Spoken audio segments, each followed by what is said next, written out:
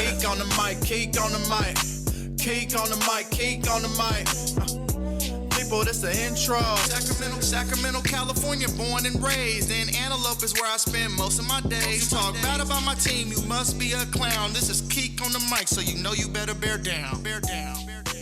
Hey, what's going on, Bears fans? Thank you so much for joining me for another episode of Keek on the Mic. If you're new to the channel, make sure you hit that subscribe button and the bell notification to catch all Bears content right here on the podcast.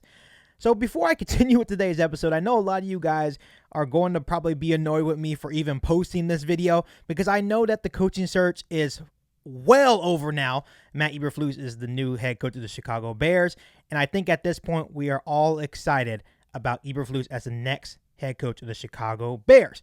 But a new report has surfaced stating that Leslie Frazier really wanted the Bears head coaching job. And according to Peter King of NBC Sports, the belief is that the veteran coach had his heart set on Chicago. This is what Peter King had to say about the situation. The Bears and Giants wanted to interview defensive coordinator Leslie Frazier of the Bills. Frazier's unit was the NFL's best defense in 2021 by a lot. Buffalo allowed 272 yards per game, 30 yards fewer than any other team in the league. Frazier really wanted the Bears job. He played on the Chicago Super Bowl 1985 championship team, so after finishing his prep plans for the playoff game Friday, Frazier did a Zoom interview with the Bears. Such interviews usually entail deep questions about plans for a staff's philosophy and a coach basically selling himself through a detailed plan. My initial thoughts on this report that Leslie Frazier really wanted to be the Bears head coach is this. I didn't want Leslie Frazier anyways. Just much like Matt Eberflus, they weren't high on my list. Eberflus and Leslie Frazier were actually at the bottom of my list. I grew to actually give Eberflus a chance, and now I'm excited about what Eberflus brings to the table, and that's how I kind of felt by Leslie Frazier. If I had to rank them, I think Eberflus is ahead of Leslie Frazier, obviously, and I posted videos a long time ago about that. But the reason why this is interesting, obviously things didn't go as planned. He didn't get the job. The Bears hired their guy, whatever. The reason why this report is so interesting and the reason why I wanted to share it with you guys on today's podcast is that Leslie Frazier feels that he didn't get the chance to really devote his full attention to that Chicago Bears head coaching interview, as his interview took place on January 21st.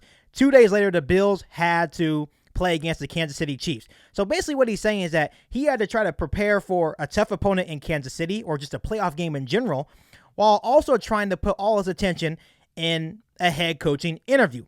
This is something that you see a lot, right? This is something that you see a lot with good assistants coaching for good teams. It may not be fair, but that is the business of the NFL. In so many words, Leslie Frazier feels like it isn't easy to sell yourself when your mind has to be in two different places. And sometimes it's tough. That's life, right? You see that in everyday life, right? Sometimes you have to multitask. Some people may agree with Leslie Frazier. Well, maybe the Bears should have waited until after the playoffs were over. But at the same time, some NFL teams don't like to wait that long. And I know for damn sure that us Bears fans didn't want to wait that long. When you looked on social media, some Bears fans were super impatient with the process and how long the Chicago Bears were taking with the head coaching search. So, though I do kind of understand where Leslie Frazier is coming from, sometimes it's just tough luck. It happens to a lot of people. This is what Peter King had to say about this situation. It has always been absurd. The process is unfair to the Bills. Before their biggest game of the year, the defensive coordinator is distracted by perhaps 6 hours of job interviews, and even if he physically has the time, he's going to enter this huge game not nearly as fresh as he'd want to be. The process is unfair to Frazier, who finds his attention divided before a huge game. The process is unfair to the teams doing the pursuing.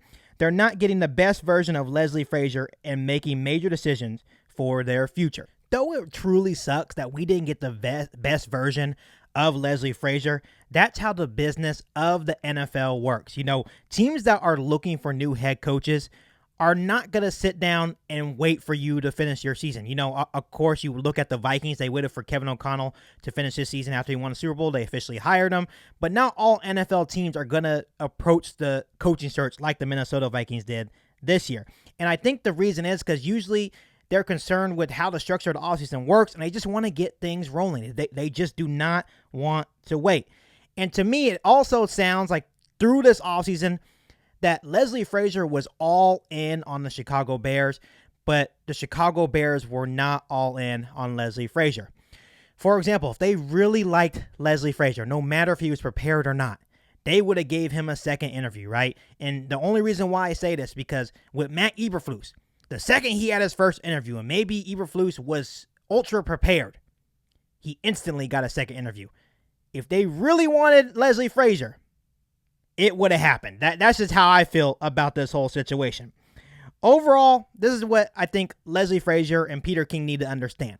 Though they make some quality points, when you're coaching for a good NFL team like the Buffalo Bills, sometimes those good assistants that are up for head coaching jobs, they just get lost in the shuffle. And in this case, maybe it's not fair. Leslie Frazier just got caught in the shuffle, and the Bears just did not want to wait that long, and that's that. So maybe if he had more time to prepare, we'll be speaking about something different, maybe speaking about Leslie Frazier being the next head coach of the Chicago Bears.